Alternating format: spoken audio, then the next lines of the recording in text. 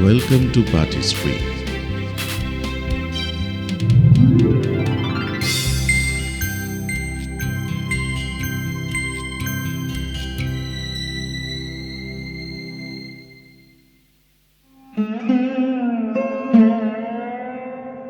Today we are going to discuss about the rise of Jainism and Buddhism, socioeconomic and religious background. Rise of Jainism and Buddhism was an important feature of 6th century BCE. The colonization of the Middle Gangetic Plains by the Vedic people and related developments in the second half of the first millennium BCE can be studied with the help of diverse sources. Three important sources are the early Pali texts like the Vinaya Pitaka, the Sutta Pitaka, and the Abhidhamma Pitaka. Scholars have often differed on the chronology of these Pitakas and of the 551 Buddhist birth stories called the Jatakas, which formed part of the Sutta Pitaka. The grammar of Panini and the Grihya Sutras and Dharma Sutras were also important sources. Archaeologists have also brought to light a vast bulk of evidence. During the last 5 decades of the last century, they have dug up various places such as Ohitchatra, Hastinapur, Kosambi, Ujjaini, Sravasti, Vaishali, and many more, which find mention in the literary sources.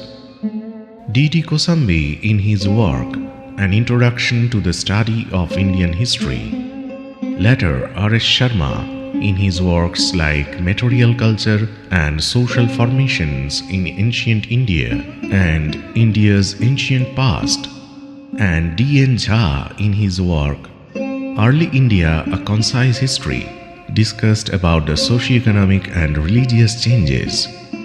The Middle Gangetic Basin has had an average annual rainfall between 114 and 140 inches.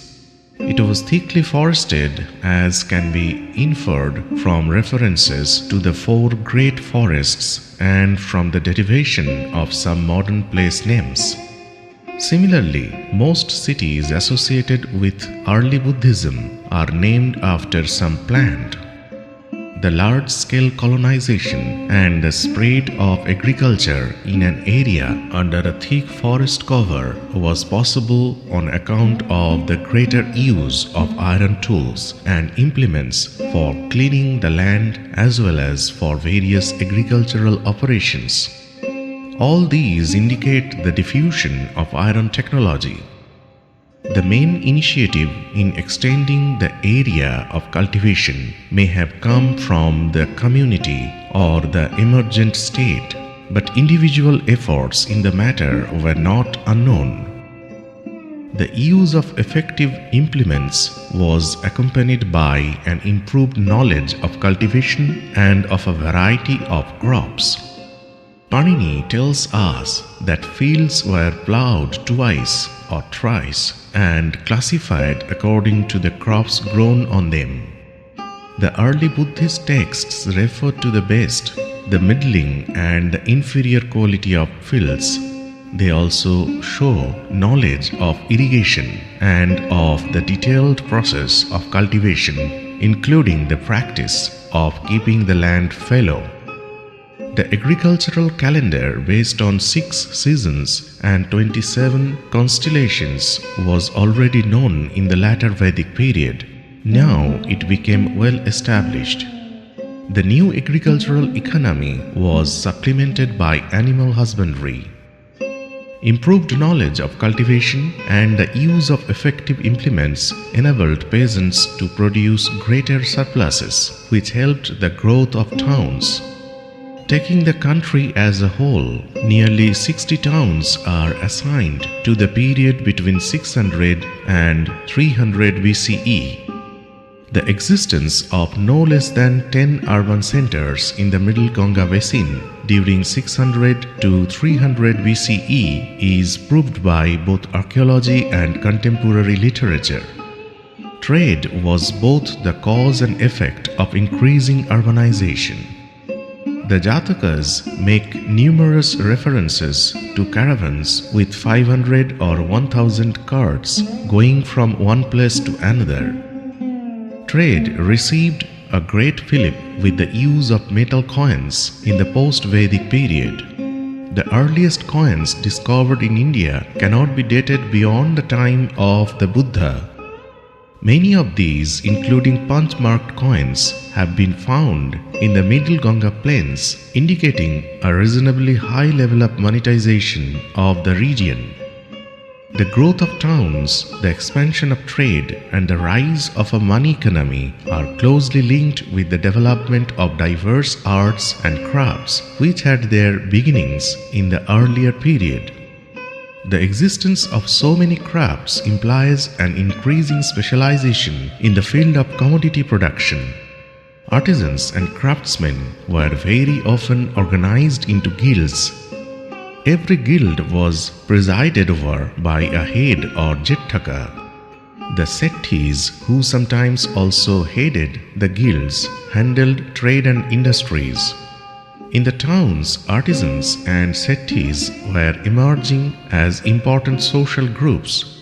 The greater part of land came to be owned by Gahapatis. The rise of a new wealthy class in villages and towns caused economic inequalities which further undermined the tribal ideals of kinship and equality. This naturally tended to strengthen the fourfold division of society. The cultural gap between the autochthons living mainly as hunters and fowlers and the Varna-divided society which possessed the knowledge of iron implements and agriculture perhaps led in the post-Vedic period to the growth of untouchability. The newly developed features of the social and economic life of the people did not fit in with the Vedic ritualism and animal sacrifice, which had become a source of senseless decimation of cattle wealth, the main basis of the new plough agriculture.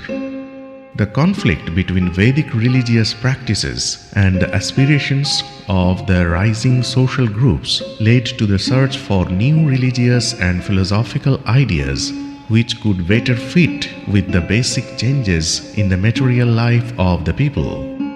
Thus, in 6th century BCE, in the Gangetic Valley, there emerged many new religious teachers who preached against the Vedic religion.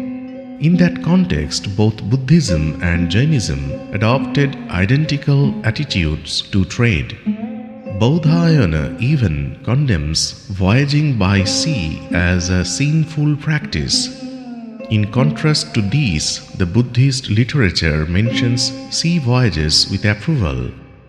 The Buddha and the Sangha received generous gifts from Anathapindaka and other rich merchants. Trade and the use of money gave rise to money lending and usury, but the Brahmanical Dharmashastra writers like Apastamba Baudhayana did not favor these new practices. The early Buddhist canon defined right livelihood and right action, but now here condemn usury. In fact, numerous references suggest that an intimate relationship existed between the Buddha and the setthis who perhaps lent money on interest. We notice a sharp difference between the Brahmanical and Buddhist attitude to certain features of urban life also. Although Buddhism and to a lesser extent Jainism took account of the changes in material life and reacted against Vedic orthodoxy, neither sought to abolish the caste system. The Buddhist scriptures argue with consummate skill against Brahmanical presentations and specialized rituals. Buddhism and Jainism adopted a much more liberal attitude towards the lower castes. Not only could members of all the four varnas join the Sangha and become monks, but even untouchables like Chandalas and the Pukkusas could achieve nirvana.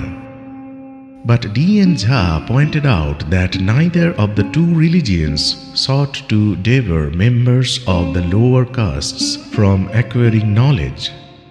Buddhist and Jaina tolerance towards the lower sections of society is further borne out by the scriptures of the two sects. But the fact that neither slaves nor debtors were admitted to the Buddhist and Jaina monasteries suggests that neither of two religions sought to challenge existing social relations. So this is the end of our today's discussion. Subscribe our channel and like our video and comment. Listen to our podcast episodes. Follow our official Facebook page, Twitter handle and Instagram. For any query, feel free to mail us. For details, see the description.